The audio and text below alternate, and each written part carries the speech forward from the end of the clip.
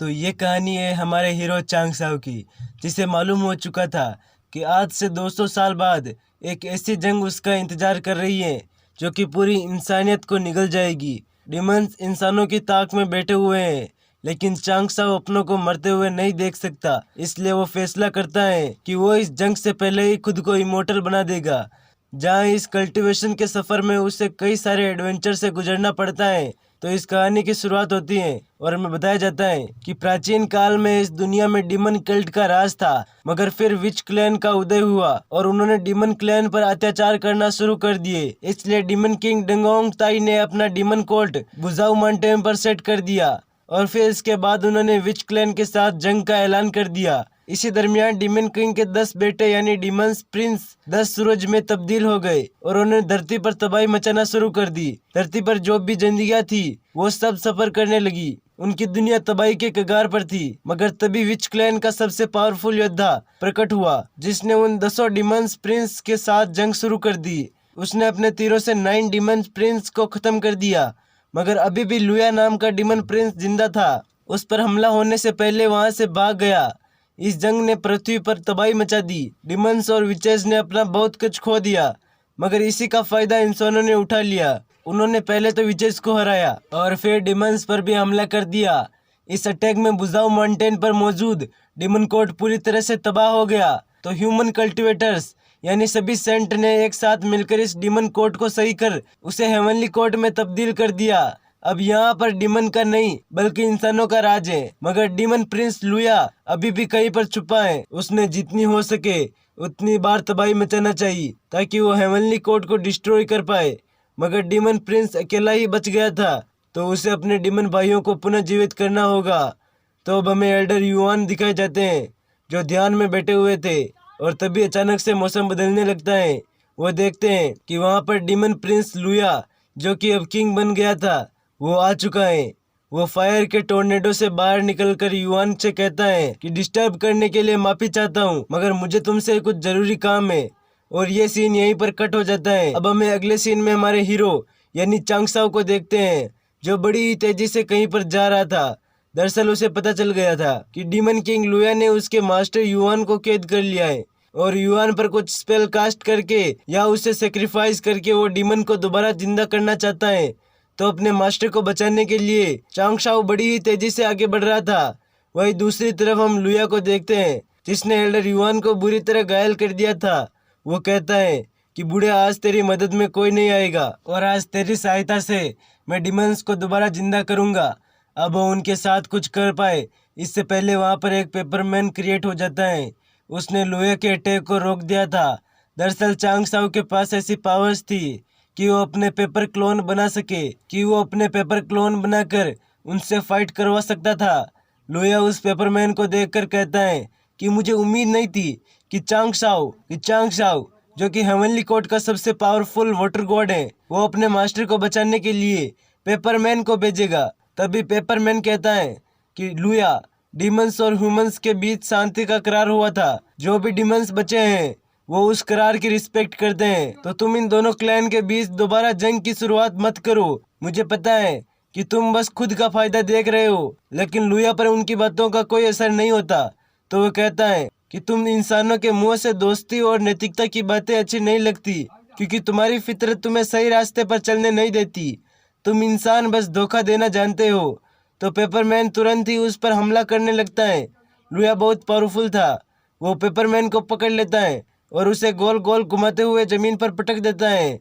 अब लुया master yuan पर हमला करने वाला था कि तभी पेपरमैन दोबारा से उसे रोकने की कोशिश करता है। तो लुया उस पर पंच मारने वाला था कि तभी लुया उसका एक हाथ जकड़ लेता है, मगर वो लुया को चैन में जकड़ लेता है। लुया पेपरमैन के इस हमले से काफी ज्यादा खुश था, क्योंकि वो समझ गया था कि ये पेपरमैन उसका कुछ भी नहीं बिगाड़ सकता। वो उसने बनाए सारे चेन्स को डिस्ट्रॉय कर उस पर एक जबरदस्त हमला करता है, जिसमें पेपरमैन खत्म हो चुका था। इधर ली चांग शाओ को भी यह बात पता चल गई थी कि उसने जो दूसरे पेपरमैन को वहां भेजा है, वो समझ गया कि ये दूसरा पेपरमैन भी ज़्यादा देर तक टिक नहीं पाएगा।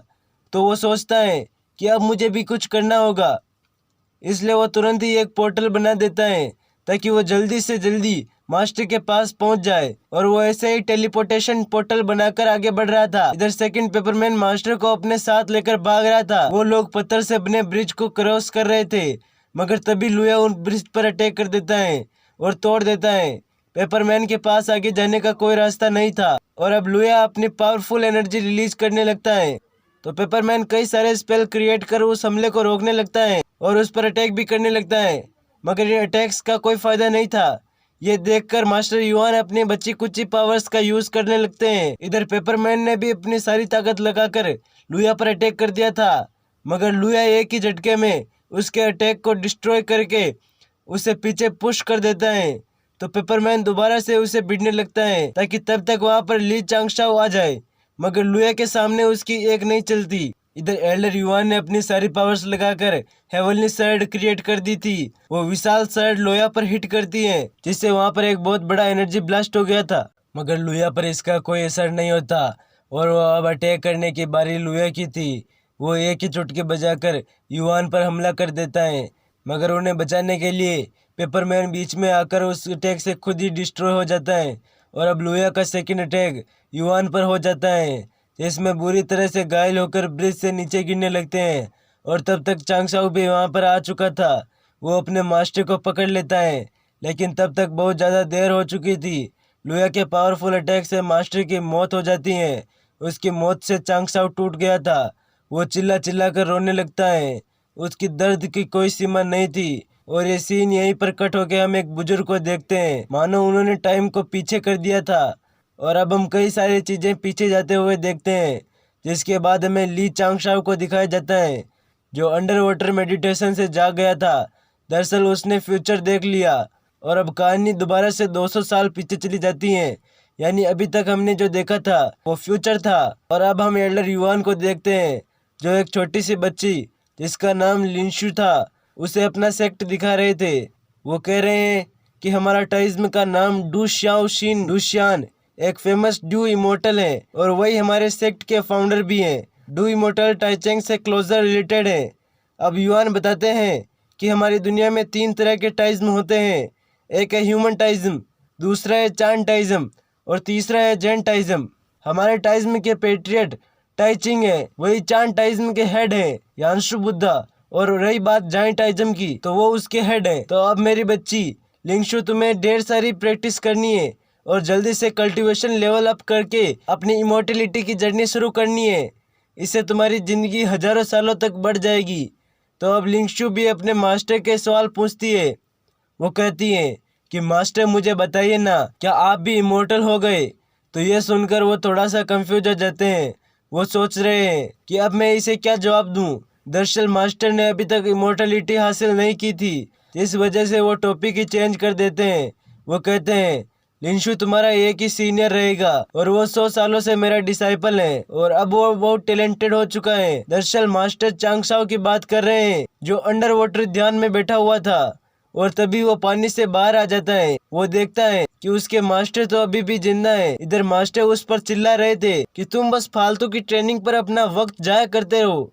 मैंने 1000 दफे तुम्हें बोला है कि तुम कोई पावरफुल टेक्निक सीख लो, मगर तुम तो बस पानी में जाके बैठ जाते हो। मैं तो तंग आ गया हूँ। इधर चांगशाओ तो सोच ही रहा था कि मेरे मास्टर जिंदा है, यानी मैंने जो भी देखा वह एक सपना था। तो तुरंत ही जाकर अपने मास्टर को गले लगा लेता है। मास्टर के साथ लिंगशु भी यह देखकर थोड़ा कंफ्यूज थी। उसे लग रहा था कि यह बंदा तो पूरी तरह पागल है। अब मास्टर उसे अपनी छड़ी से मारते हुए पूछते हैं कि अभी नई नौटंकी कौन सी है, पागलों जैसी हरकतें नहीं करो। और तभी चांगसाओ की नज़र लिंगशु पर जाती है, तो लिंगशु उसे देखकर स्माइल करती है। अब चांगसाओ कहता है कि मास्टर, आपसे मार खा खा के मुझे बहुत खुशी मिलती है, क्योंकि आप मेरे अच्छे के लिए मुझे मारते हो। वो कहते हैं, ना कि अच्छी दवा हमेशा कड़वी होती है। यह सुनकर मास्टर कहते हैं कि क्या तुमने मुझे कड़वा बोला? बेटा चांगसाओ, अब होगी तेरी पिटाई। जिसके बाद वो चांगसाओ को मारने के लिए उसके पीछे लग जाते हैं। तो चांगसाओ इधर उधर भागने लगता है और कह रहा था कि मास्टर, मेरी बात तो सुनिए, मेरा मतलब वो कड़वा नहीं था, बल्कि अच्छा वाला कड़वा था। और तभी वो देखता है कि मास्टर काफ़ी थक गए हैं, तो वो भी रुक जाता है। और तभी मास्टर उस पर छड़ी से हिट करने जा रहे थे, मगर वो ऐसा नहीं कर सकते। वो कहते हैं छोड़ो, चलो जाने दो, तुम्हें मार के भी कोई फायदा नहीं, तुम तो सुधरने से रहे। जिसके बाद वो कहते हैं कि मैं 2 महीने के लिए रिट्रीट में यानी एकांत में जा रहा हूँ, तब तक तुम्हें इस बच्ची की संभालना है। मगर एक बात याद रखना, इसे कोई गलत चीज नहीं सिखाना। अगर तुमने कोई गलत लेसन दिया तो मुझसे बुरा कोई नहीं होगा। जिसके बाद मास्टर वहां से चले जाते हैं। अब चांग साओ लिंगशु से कहता है कि आज से मैं तुम्हारा सीनियर हूँ। जिसके बाद वो पेपरमैन बनाकर लिंगशु को दिखाता है और उसे खुश कर देता है। वो पेपरमैन लिंगशु की नस और आंखों को चेक कर रहे थे। चांग साओ कहता है कि गलत नहीं समझो, मैं बस तुम्हारा मेडिकल चेकअप कर रहा हूँ, क्योंकि मैं हमेशा ही पॉजिटिव वैल्यूज की कदर करता हूँ। लिंगशु उसकी बातें सुनकर काफी ज्यादा हैरान थी कि इमोर्टल वर्ल्ड के लोग कितनी प्यारी बातें करते हैं। इधर चांग साओ अपने मिरर में चेक करता है कि लिंगशु एकदम हेल्दी है, उसमें कोई डिमन सीड्स नहीं थे और ना ही उस पर कोई शाप था। तो तालियां बजाते हुए कहता है कि लिंगशु मुबारक हो, तुमने मेडिकल एग्जामिनेशन को पास कर लिया है। जिसके लिए लिंगशु भी बहुत खुश हो जाती है। अब लिंगशु की ट्रेनिंग स्टार्ट हो जाती है। चांग साओ कह रहा है कि सबसे पहले मैं तुम्हें कुछ ट्रिक सिखाऊंगा, ये देखो, इसमें तुम्हें सरवाइव की ट्रेनिंग मिलेगी। तो पहली स्टेप में लिंगशु को बताया जाता है कि उसने अपने अपोनेंट को कम नहीं समझना है, कि पहले तो तुम्हें उसकी कल्टीवेशन का पता कर लेना है। अगर ये पता किया बिना तुमने उस पर हमला कर दिया तो तुम मुसीबत में फंस जाओगी। अब लिंगशु को एक डक दिखता है, वो अपनी कल्टीवेशन 6 लेवल पर दिखा रहा था। तभी एक ऑप्शन आकर उससे कहता है कि जाओ और अपने ओपोनेंट को खत्म करो। और तभी दूसरा ऑप्शन कहता है कि ऐसा दिखाओ कि तुमने उसे देखा ही नहीं और यहाँ से भाग जाओ। अब उन दोनों ऑप्शन में से उसे एक सिलेक्ट करना था। तो लिंगशु गो एंड किल का ऑप्शन सिलेक्ट करके उस डक को मारने के लिए चली जाती है। मगर तभी वो डक उसे अपनी कल्टीवेशन लेवल शो करता है। दरअसल वो लेवल 99 पर था और उसके इतने हाई लेवल को देखकर लिंगशु नीचे गिर जाती है और वो डक उसकी हालत देखकर जोर जोर से हंसने लगता है। इट मीन्स लिंगशु को उसने मार दिया था। तभी चांग साओ कहता है कि देखो, तुम्हारे अपोनेंट ने सेकंड सर्वाइव ट्रिक का यूज किया है, जो मैं तुम्हें अभी सिखाऊंगा। तुम्हें अपनी एबिलिटीज का यूज करना है, तुम्हें उसे दिखाना है कि तुम हार गई, मगर तभी उस पर काउंटर अटैक कर दो। तो अब लिंगशु उस डक को एकदम गिरा देती है और फिर उस पर एरो से अटैक करके राउंड को पार कर लेती है। अब चांग साओ कहता है कि तुम्हारी थर्ड ट्रिक ये है कि अगर जीत नहीं सकते तो जल्दी से भाग जाओ, ऐसा दिखाओ कि कुछ हुआ ही नहीं और तुरंत ही वहां से निकल लो। और अब तुम्हारा ओपोनेंट फिर से तुम्हारा पीछा नहीं छोड़ता तो किसी एक्सपर्ट की मदद लेकर उसे खत्म कर दो। अब फर्स्ट राउंड पास करने के बाद लिंगशु कहती है कि मुझे एक बात समझ नहीं आ रही कि हमने अपने से कमजोर को क्यों मारना है। मेरे फादर तो कहते हैं कि कमजोर की मदद करो और शक्तिशाली के साथ मुकाबला करो। तो चांग साओ कहता है कि ये भी सही है, मगर हमें सिचुएशन के अकॉर्डिंग डिसीजन लेने पड़ते हैं। ताकत और कमजोरी एक साथ ही जुड़ी हुई है। अगर तुम कमजोर हो तो खतरे से दूर रहो ताकि तुम सरवाइव कर पाओगी, और जब तुम शक्तिशाली बन जाओगे तब तुम दुनिया के नियमों को बदल देना, तब तुम कमजोर लोगों की मदद कर सकती हो। तो अब मुझे बताओ कि तुमने क्या सीखा। तो वो कहती है कि जब भी खतरा दिखे दम दबाकर भाग जाओ, इस तरह से तुम जिंदा रह सकते हो। तो चांग साओ कहता है कि वेरी गुड, यही तो मैं तुम्हें सिखाना चाहता था। और तभी वहाँ पर एल्डर युआन पहुँच जाते हैं। वो कहते हैं कि चांग साओ, मैंने तुम्हें क्या बताया था कि इस बच्चे को अच्छी ट्रेनिंग दो, मगर तुम उसे भगोड़े की ट्रेनिंग दे रहे हो। जिसके बाद एज यूजुअली चांग साओ की पिटाई करना शुरू कर देते हैं।